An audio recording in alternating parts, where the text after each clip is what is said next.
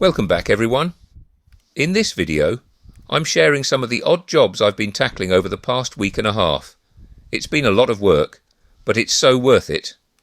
And I've got some great news because of a little something special at the end of the video, so keep watching.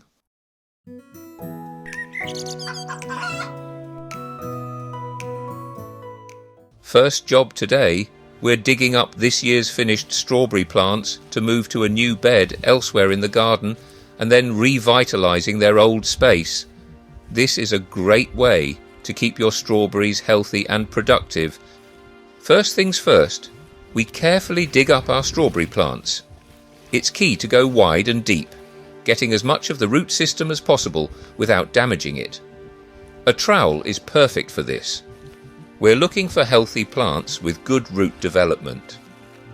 I'm also going to be planting out some that I've grown from runners earlier in the season. For the moment, they are going to live outside in pots that I'll prepare shortly. Now the bed is empty. We're clearing out any leftover weeds or debris.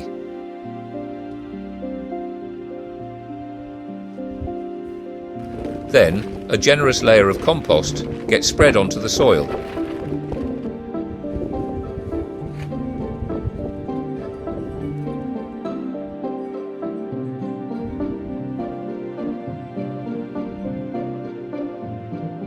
Finally, we'll cover the bed to keep the weeds down and let the soil rest over winter. Next spring, this will be perfect for new plants. Let's start separating all these strawberry plants into individual pots and containers. They'll go into fresh compost that I've mixed with a bit of perlite to help drainage. Quick and easy, I just attempt to tease them apart, and if that doesn't work, I'll get a bit rough with them. If they die, they die. No point worrying about them at this stage.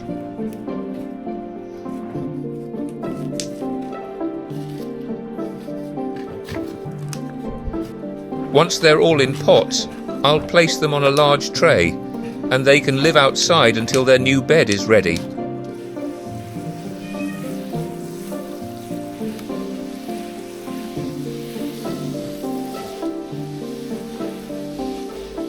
Righto, on to the next task. Next job is to turn the compost we started back in April when we did our yearly ultimate chicken run deep clean.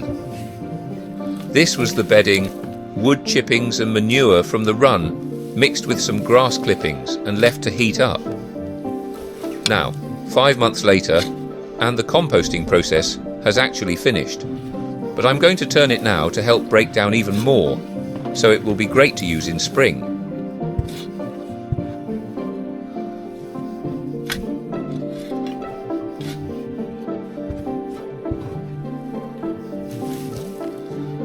Speaking of chickens, it's time for their weekly maintenance. Simple job of out with the old bedding and in with the new.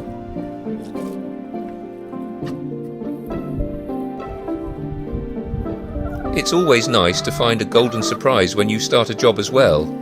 These eggs will come in handy when I start my Christmas cake this year.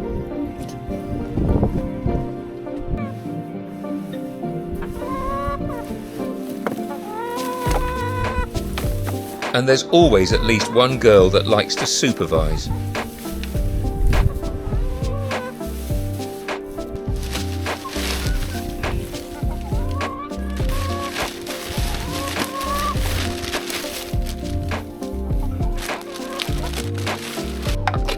Filling the water, I'm adding some extra minerals to keep them strong. It's molting season again, and then filling up their food.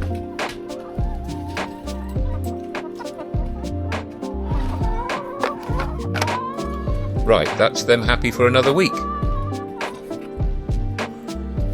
Next, it's the challenge of growing onion sets over winter. I'll prepare a new bed, much the same as the others with the cheap compost I got a few weeks ago. I'll create a cosy grid of planting holes, about 5 to 6 inches apart and just an inch or so deep. Onions are social creatures and don't need lots of space. Next, I'll pop one set in each hole, pointy side up, so the top is just about level with the surface. No need to cover with soil, just give a good water in and they're ready to go. For this chilly season, I've handpicked two hardy contenders, the stalwart Radar and a feisty Winter Red. This summer gave us an abundance of fragrant sweet peas in the garden. Now autumn is here, they have all but died off. Instead of pulling them down straight away though, I've left the drying plants out to form seed pods. Collecting pods means I won't have to buy more next year, and is something I'm attempting to start doing with all my vegetable growth as well.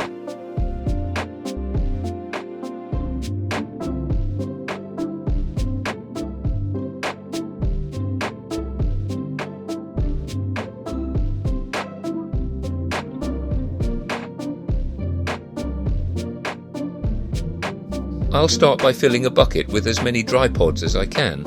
I like to have plenty so I can give some away as well. They make nice gifts for people to grow their own.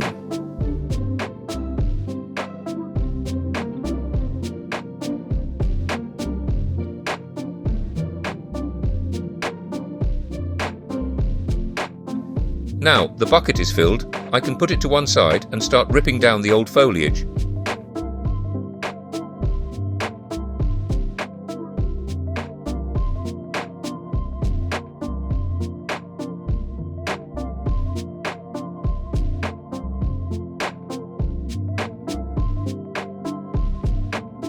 Getting tired now, so let's get some help and speed it up.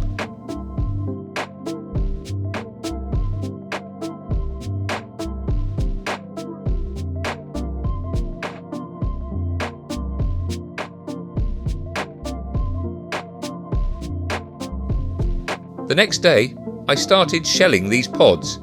I forget how laborious this can be. I started doing it by hand, but that became boring very quickly. So I had a genius idea. The old Kenny mixer I rebuilt has various attachments available for it, one of which was a pea huller and bean slicer. Its bean slicing function is fantastic, so I thought the pea podding function would be great as well. However, the podding function worked extremely well. The only problem was the seeds flying everywhere apart from the bowl. I spent far too long trying to rectify it.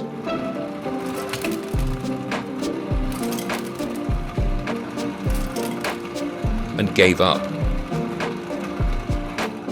I had one more idea, and that was to crush the seed pods with my hand whilst still in the bucket. And typically, it's the one thing I didn't film. I managed to collect a lot more this way. I'll fill some money envelopes with these seeds at some point, save what I want, then give the rest away. And finally, after months of waiting and preparing for its arrival, it appears Mr. Hedgehog has returned.